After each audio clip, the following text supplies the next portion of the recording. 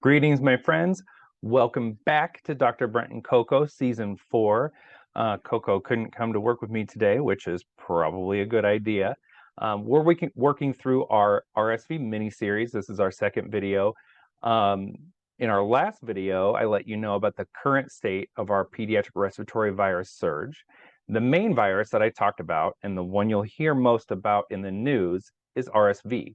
But the actual illness that RSV causes is called bronchiolitis. Even though you'll hear RSV mentioned most often, RSV is not the only culprit. There are literally dozens of different families of viruses which can cause bronchiolitis. The picture on the screen is a list of infections we are able to detect on a respiratory swab, which includes 15 viral families and 4 specific bacteria. Bronchiolitis is a resulting illness in most of these infections. But what's bronchiolitis? I'm so glad you asked. When you hear bronchiolitis, make sure your ears don't turn it into bronchitis. Bronchitis is also a respiratory illness, but happens more often in adults. We don't really see it in kids. Bronchitis is in the larger airways, and bronchiolitis is an illness in the smaller airways, the bronchioles. Bronchiolitis starts off as a prodrome, which is a fancy way to say early mild symptoms indicating the onset of an illness. In this case, it starts off with some mild upper respiratory symptoms like congestion and runny nose. Some folks also develop cough and low-grade temperature elevation. These cold-like symptoms are common, and for most patients, they improve from there. However, for some people, the cough gets worse, and so do the other symptoms. Kids lose interest in eating. Some patients will get aches and feel run down. If things continue to progress, the main symptom to watch for is respiratory distress, which we'll cover in more detail in a future video where we talk about things to watch for and warning signs.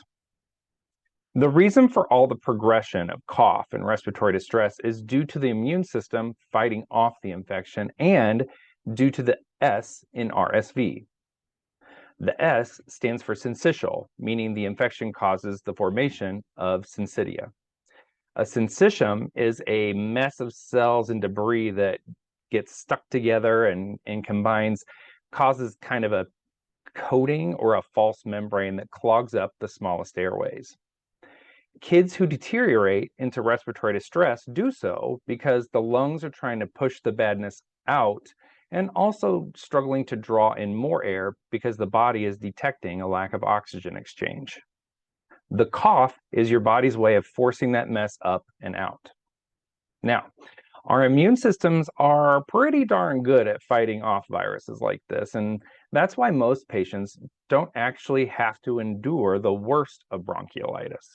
However, once a child gets to the point where they are using every bit of their available energy just to breathe, just to survive, they will have no energy left to be used by their immune system to heal.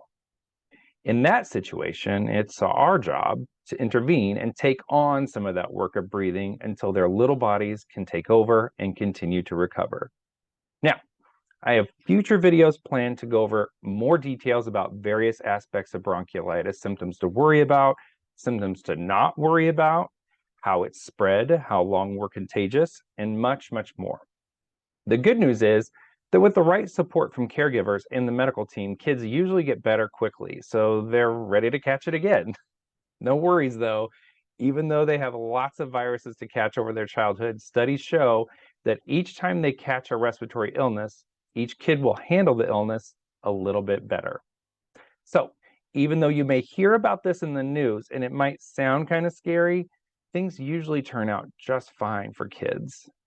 It's still important to be aware of though, because we don't have unlimited resources in hospitals and many pediatric centers are currently full or worse. Every hospital that admits kids wants to be able to keep families close to home, so limiting the spread of these illnesses will help us manage this surge together. It's enough for today, my friends. Thanks for watching. Coco sends her best. Until next time, if you have to cough, catch it with the inside of your elbow, you animals. See you soon.